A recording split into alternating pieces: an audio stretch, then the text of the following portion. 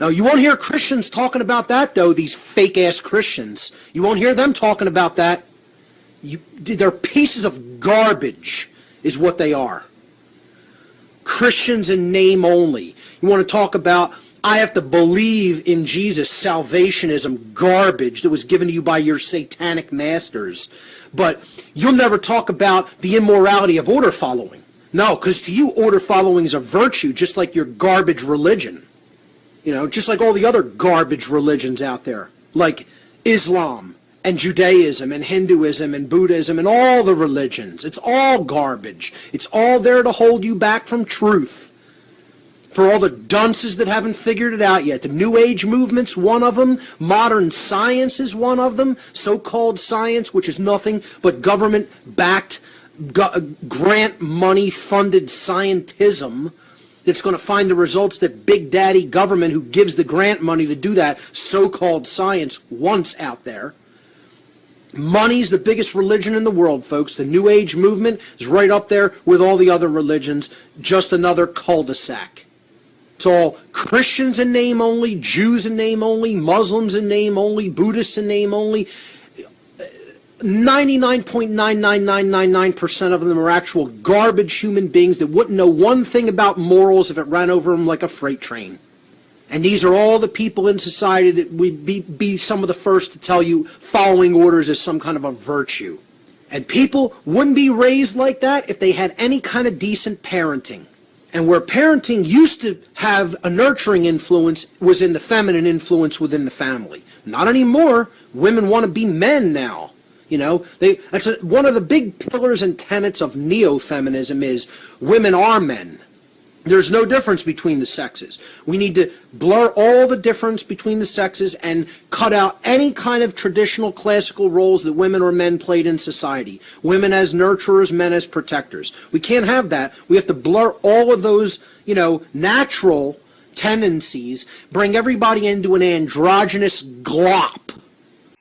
And that was Mark Passio. He was going over the dogma that's in our society today, the belief systems that we have that are utterly false and not true. He goes over religion. Here, the Christian religion was taken over by the Romans in 330 AD. And money, another religion, government, or he didn't say government, he said order followers. Those are basically the brain dead morons who, regardless of a law is right or wrong, carries it out to the letter because they can't think for themselves. And then, of course, from government, we get scientism or government money funded science, which is not science at all, and which we'll be focusing on tonight.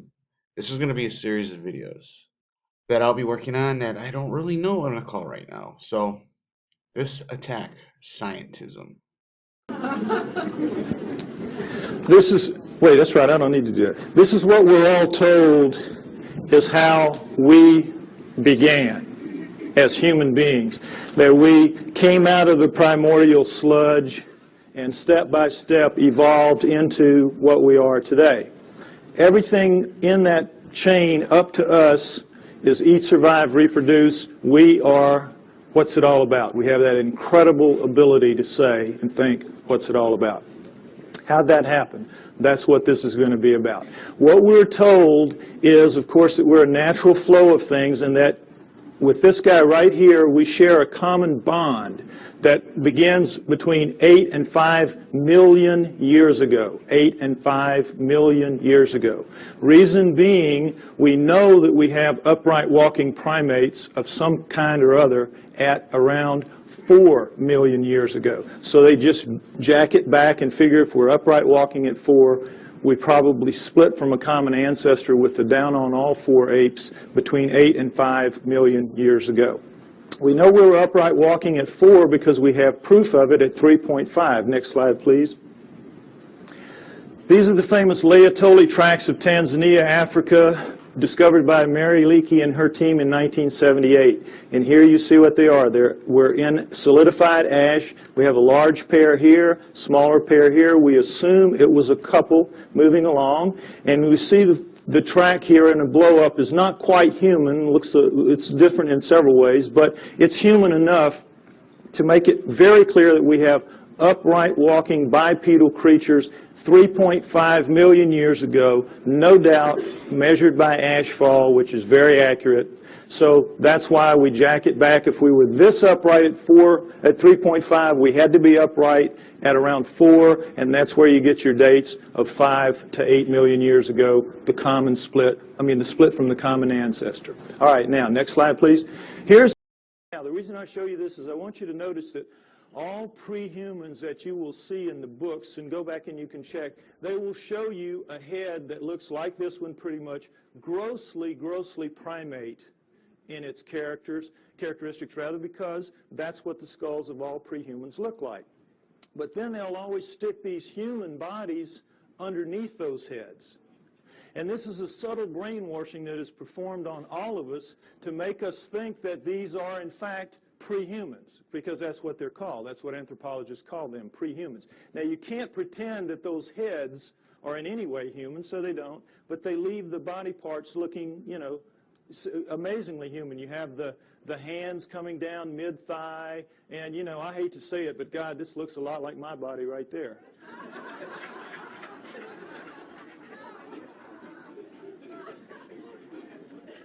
One other thing I want to point out about this is the people that are paid to go out and find these fossils, these pre-human fossils, are paid to find pre-human fossils. So what they do is they fudge it every way they can to make them look human, and they always have problems with the arms, because all the arms of the pre-humans are too long from here to here, from shoulder to elbow relative to us. So if you'll notice, what they did is they fudged this way up beyond where it ought to be to get this up here, so they could get the fingertip down around mid-thigh, when in reality it belongs down around here.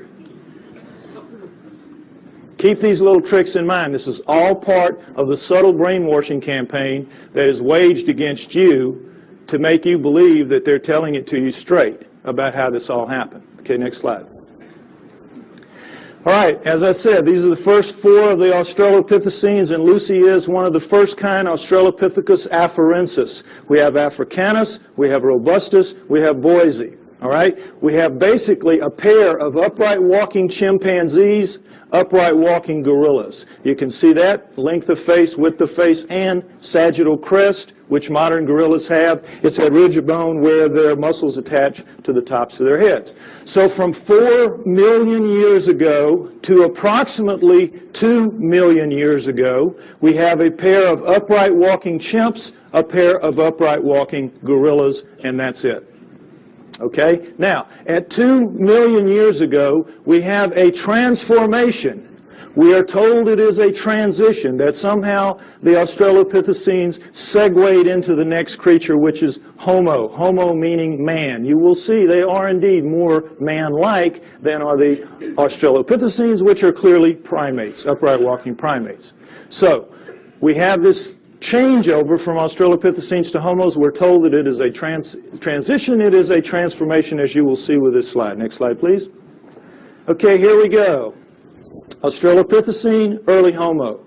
Notice, if you will, this is not a transition. This would require 20 or 30 gradual changes to get in from this to this. It is an overnight change.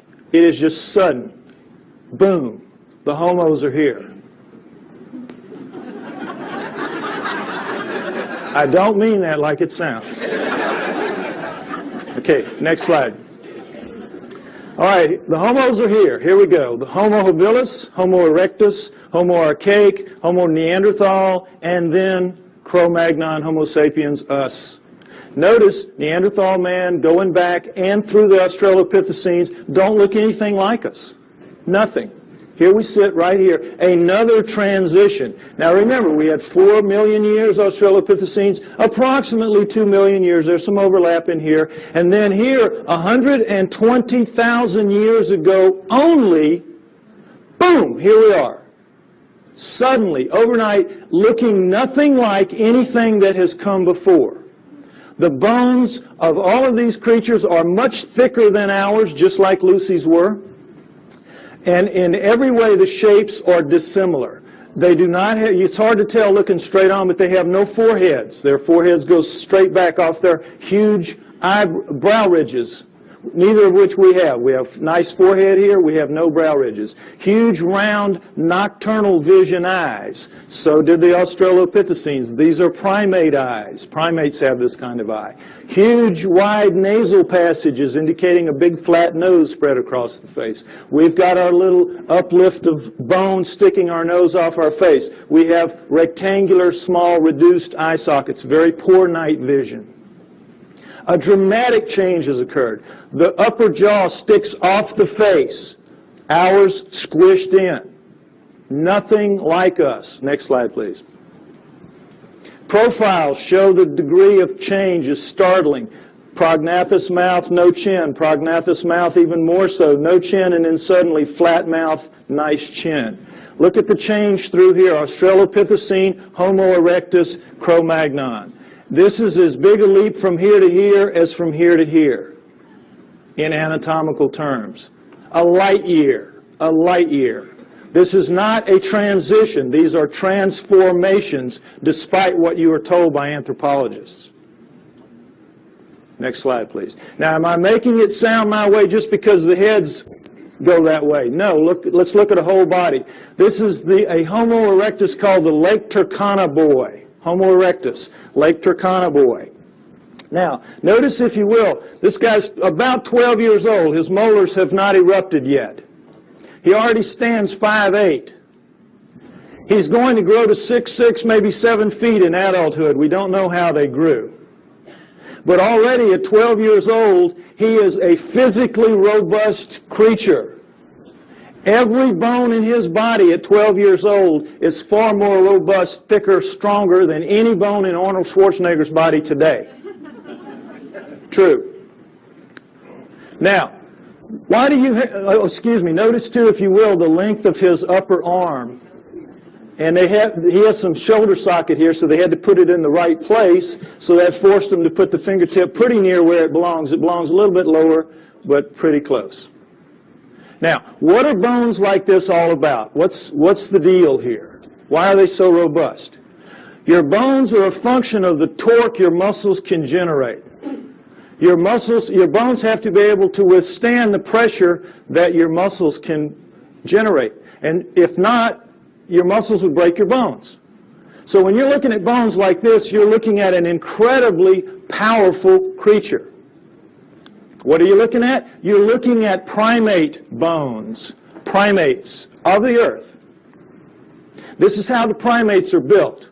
Gorillas, chimps, right on down the line. They are incredibly strong relative to us, are the primates. 5 to 10 times pound for pound. They can come, they'll come right out of the mother's womb, reach up, hands and feet, hook onto her belly, and she walks off. And they can hang on. Anybody's had a pet monkey knows what I'm talking about. Next slide.